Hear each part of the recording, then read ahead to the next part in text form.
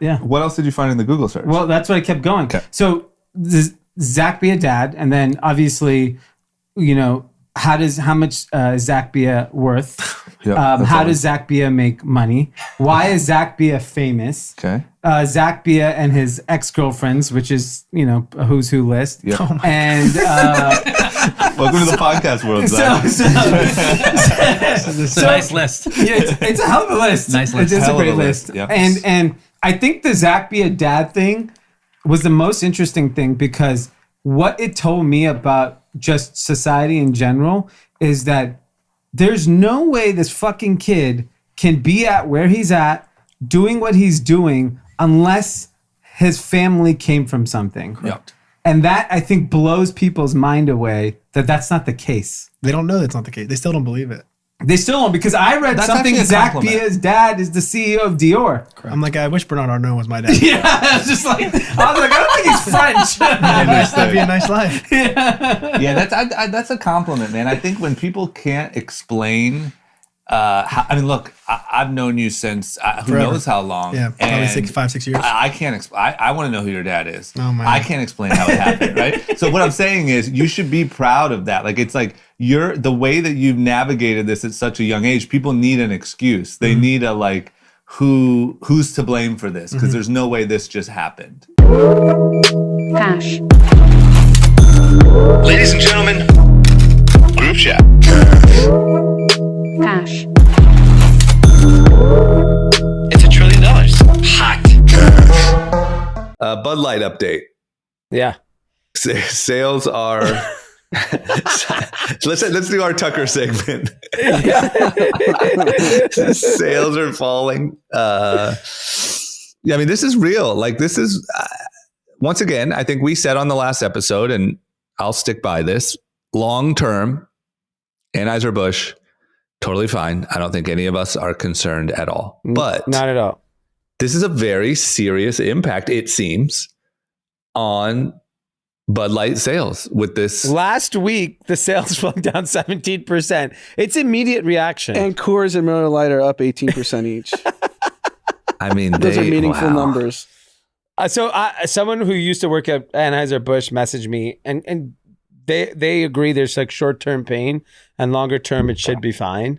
Look, I think Bud Light should basically go to Roger Goodell and say, can we get an NFL game in June?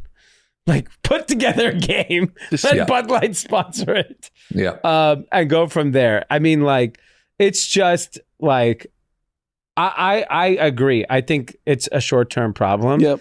But it goes back to like the way like society works now.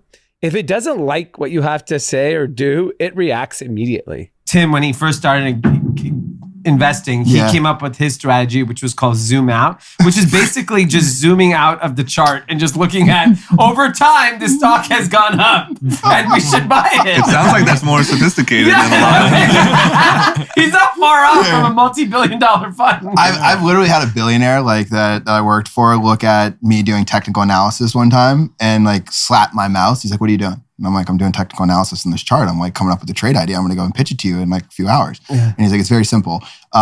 If the chart is going towards the upper right-hand corner, it continues to go towards the upper right-hand corner. and then he goes, if it's going on the bottom right-hand corner, it continues to go to the bottom right-hand corner. And you sit there and you think like, okay, that's the dumbest thing I've ever heard. But the guy that just told me that is worth $1.3 billion. So I guess like that's the analysis. So you guys brought us some candles. So you guys are getting into the candle business. You're already in the fragrance business. Yeah.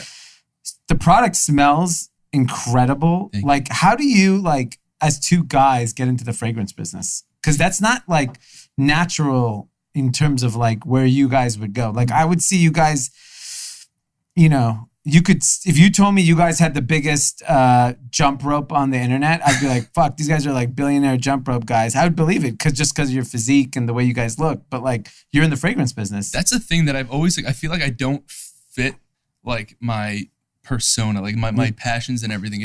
I've never aligned with like how I look, I guess. Yeah. So I kind of also want to like break that Stigma, yeah, totally. Like I remember, like part of the reason, honestly, why I'm sober is just because I kind of look like a fucking party animal. Like my whole life, I'd be seeing. Yeah, I assumed you guys were ready to go. Yeah, I remember being in health class and the dare officer would just stare at me. I'm the only motherfucker in here that's never taken a shot. Oh my god, you got fucking what is it called? Not stereotype, but Profile. You got fucking My whole profile. life I've been profiled, and then like I was good at football, so people assumed I was a bully. But like all my friends were like the kids that no one else would like hang out with. It was like the new kids at Like, school. We just got along with those kids better. Yeah.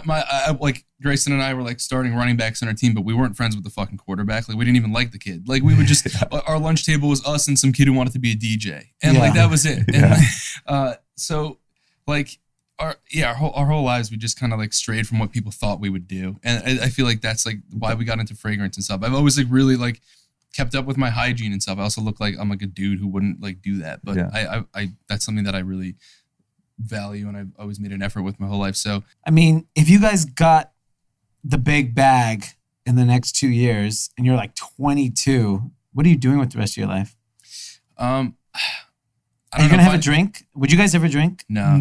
Ever in your life? Nah. No cocktail. You're trying hard here. No margarita. I'm sure I have one A right glass here. of wine or rosé. He's that guy. I just think also that was a test. We just have to like we learned that we have to just like only do things that we're passionate about. We were the first people to book every artist. Yeah. I remember we did a Dior party at Poppy, and I had to sneak Sheck into the club because that night Dior was taking over the list and we had no jurisdiction over it. And obviously I know how to get through.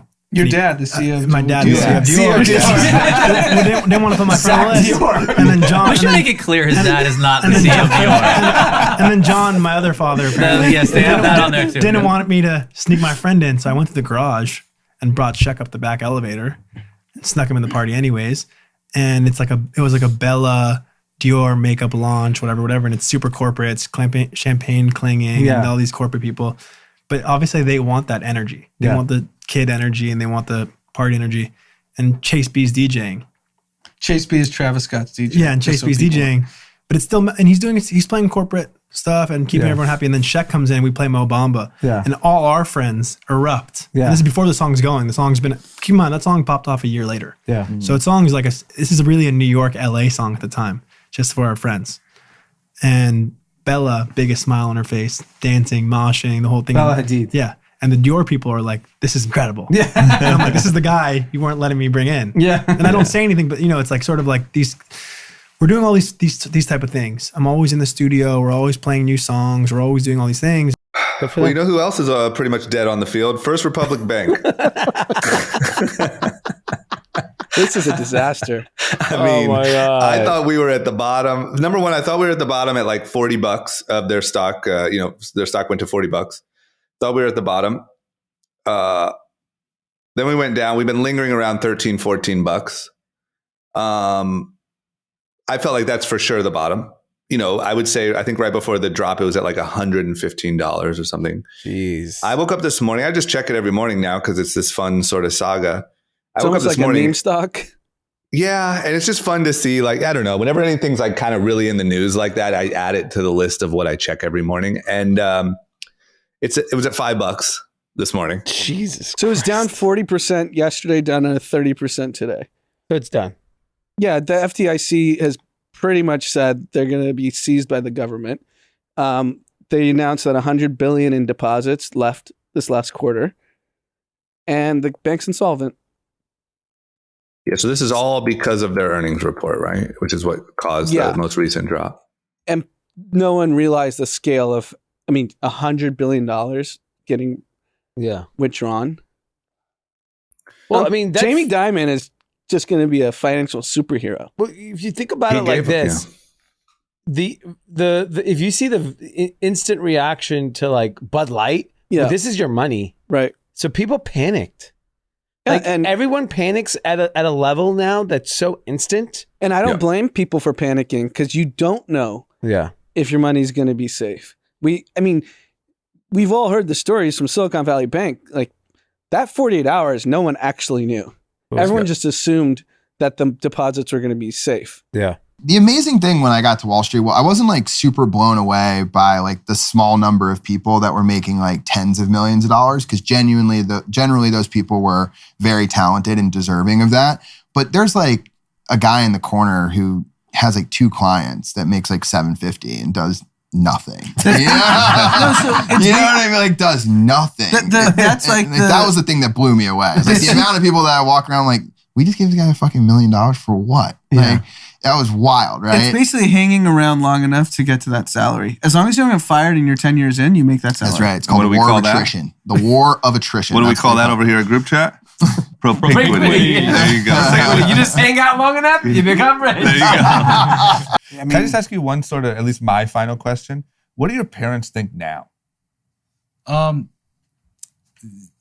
So my dad passed away, but he was always like a really big supporter of everything, and my parents have always been on the same page. Mm-hmm. My mom is she's of course very supportive, but there's some things that she just doesn't really understand. She owns a business herself. She owns a salon, so she just like is. I kind of get a little bit of like the boss mentality from her. Yeah. And she's always inspiring me with, she has like a lot of employees, and she's been running this for like 20 plus years. Wow. So I think that's rubbed off on me. My dad was a principal and then superintendent of schools when he retired. And I think, him being at the top of like education is like kind of just like motivated me to try to get to the top of what I'm doing.